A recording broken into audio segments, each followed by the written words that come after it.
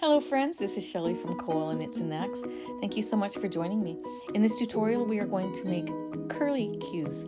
Now let me give you a little backstory. When I was younger, I worked in retail. I was a manager of a Lady Foot Locker store. I'm sure many of you know that chain. And we made sash after sash after sash, twisted sashes, plain or with beads in them. And this technique is from there. That's where I learned how to do this. And I thought I would bring it into my work and do it on an animal. I have my unicorn on my channel. Please look for that. I'll link it in the description box below. And you can make this cute little guy too. And you can use whatever machine you have. Doesn't matter if it's your 22 needle or your 48 needle. Whatever machine you have, you can make a curly cue on them. You know, I did this project back in January of 2024, and since then, there are others who think that this is their design and have made videos on it. And so now I'm deciding that I need to add a video just on this. And so here it is. These are called curly cues, and they're Shelley's curly cues. So I hope you enjoy this tutorial. I took a clip from my video, and that's what you will be seeing now. And I'll show you exactly how to do it. You can use this for many different things. And in this tutorial, I will show you how to add them to a head as well. So thanks for joining me. Thanks for being a part of my community. I appreciate you all so very much. I'm going to show you how you make your little curlies. Okay, we're going to do a flat panel over 5 needles. Now you can put it in flat panel and let the black needles be your first and do that way, but I don't do that. I take it to any of the white needles. Okay. If I'm doing a big flat panel, then I do it in circular mode and I put my black ones in the middle of that panel. But I'm going to just do a basic flat panel over 5 needles. And I have a tutorial on how to make flat panels. Okay, look for that video on my channel if you want a more in-depth teaching on that, because I don't want to do an in-depth teaching on flat panels for this particular video, but I will show you how we do it. And we're going to just cast on over 5 needles. So I'm going to take that first needle, that's 1, behind and in front, that's 3, 4, and 5. Okay, it's hooked under that nook of that needle. I'm going to go underneath the divider there and then into my yarn guide. Okay, I have to go a little bit farther until you see that needle drop down just a little bit. It puts this yellow loop in place. Then you can go back and you're going to watch as it pops over that divider, picks it up. This is row 1. Okay, make sure that this one is down. And now the divider to the right there, that's what you got to keep an eye on. You want to wait until this yarn drops down underneath it before you can go back the other way. See, it dropped. So now I'm going to put a little bit of tension on my working yarn. I'm going to make sure that that loop is down over those red teeth, and I'm going to go back. Okay. And this is row 2. Once you do this, you're going to start, because it's not clicking, because we're not on the black needles, you have to keep track. You have to count in your head. Okay. And I'm going to keep going until I watch that divider. It drops down under there. Then I'm ready to go back. I put a little bit of tension on it, make sure that loops over the red teeth, and I go back. This is row 3.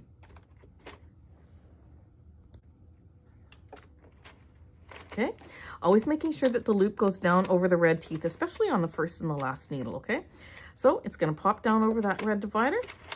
Then I'm ready to go back. I think that's 4. And that's how we're going to make our flat panels. This is 5 and 6 and 7 and 8 and 9. See how fast it goes? I've got even tension on my, that's 10 on my, I'm holding it and I'm giving it some little bit of tension, because when you're doing flat panels, a little bit of tension is good, and more tension for the beginning and the beginning needle of each row. Okay, and so you're going to go ahead and you're going to do that for 50 rows.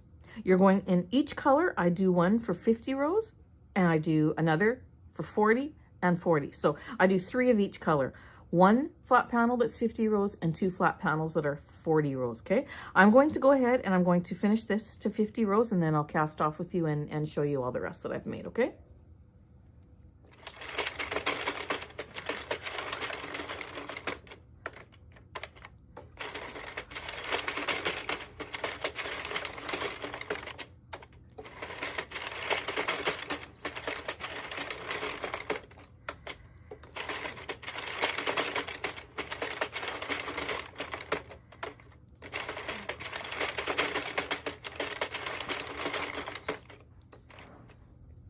Okay, that is 50 rows. And I will tell you that I do one with 50 rows and two with 40. I always do, in every color when I'm starting it, I do the 50 row one first, because then I know if I've got one done, then the other two have to be 40, and it just helps me remember my which ones I've done. Okay, you're gonna cut off a yarn tail, open your latch, unwind this, okay, and then you're gonna just go backwards until all those needles drop down. Okay, now they're all ready to take off. I'm gonna thread my needle and I'm gonna take them off. And 5. Okay, go ahead, make another one that's 40 and then a second one that's 40 rows, and do that for all 4 of your colors. So you're gonna make 3 of each color. Okay, it doesn't take long. Once you get the hang of it, you've seen how fast it goes. So have fun, my friends, and when you got that done, I'll be back to show you what we do next. All right, aren't they beautiful? Ah, just love them. Okay, so you're gonna take your piece. You've got one that's probably shorter than the other on one side, so start with that one and pull it tight like that to close it. The reason why I say start with it is then you can just cut it off, okay? So just leave a very small amount there. The reason being is that when we curl these, it doesn't get in your way. Now go ahead and pull on that one to tighten that. Then here's the trick to making a little curly, okay? And you can thank my early years of being a manager in a retail outlet, where when sashes were in in style, we twisted so many of them into this kind of a shape that yeah, I just know how to do it. So you're gonna pinch this and hold it. We did it a little differently than this, but I know the concept, okay? So we're going to 1, 2, 3, 4, 5, 6, 7. Helps if you hold it with a couple fingers, or it'll fall out of your hand. 8, 9, 10, 11, 12, 13, 14, 15, 16, 17, 18, and then come down to the end here and just do a couple, 19 and 20. Okay, that's for the 50 row. That's what I found. If I do 20 rows, it's perfect. Okay, then all you gotta do is just bring your 2 ends together like that, hold them with your finger, take your thumb and put it into that center, and then it just curls. That is not going to come undone. It's going to stay like that forever and ever and ever. I mean, the kids are going to twist it like that and play with it, but it just naturally falls into place. I mean, if they keep doing that, then of course it'll eventually lose its shape. But now you're going to take this and you're going to use your teeth and tie a knot, and then tie another knot. Okay? And there is your first little curly cue. Okay?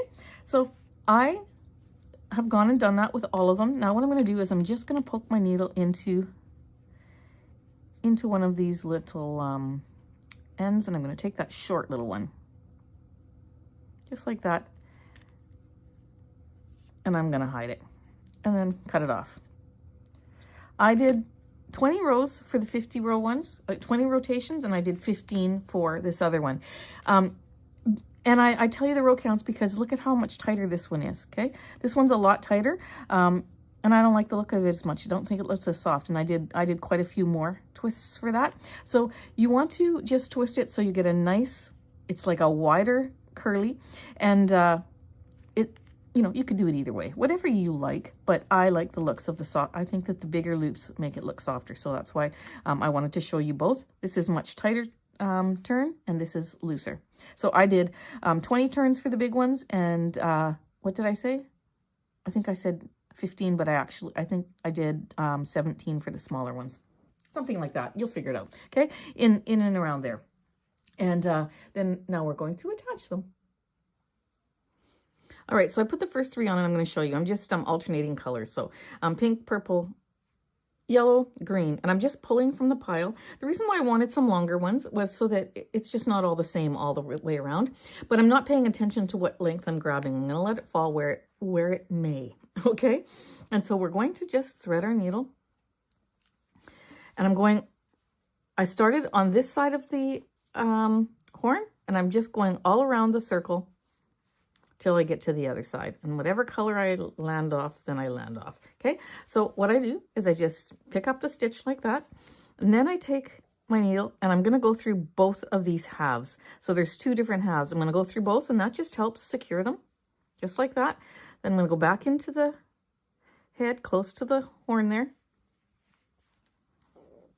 Okay, just like that. Go back through. One knot, tighten it.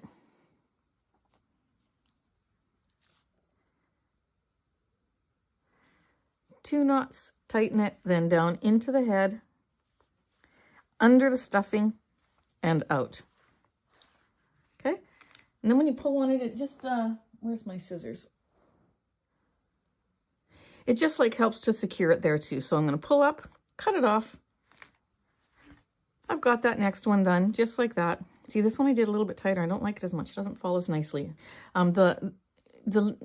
When you do it the softer way that I just showed you, then it's more flexible and it bends and folds and sits better too, okay? So I'm going to just grab the next one, which is pink, and I'm going to go pink, purple, and I might be able to stop there. So pink and purple, and we'll see. I might add a yellow one. And I'm just going to go ahead and do that, and I'm going to just join them in that circle around there. Then I'm going to just do a few coming down the base there. Maybe I'll do one here, there. I'll be back with you, and we'll do that together. Okay, just a little observation again as I'm putting these on.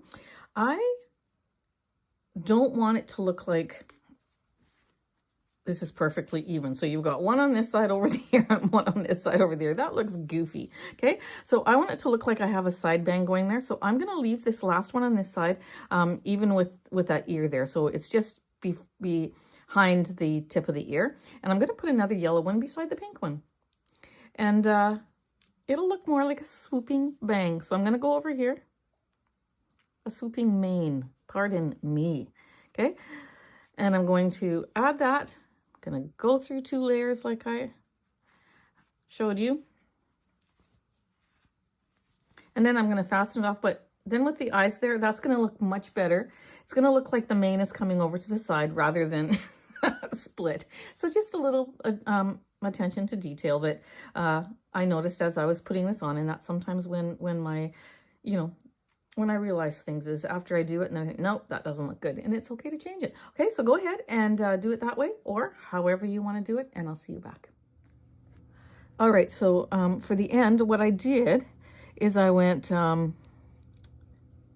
green, purple, pink, yellow, green, okay?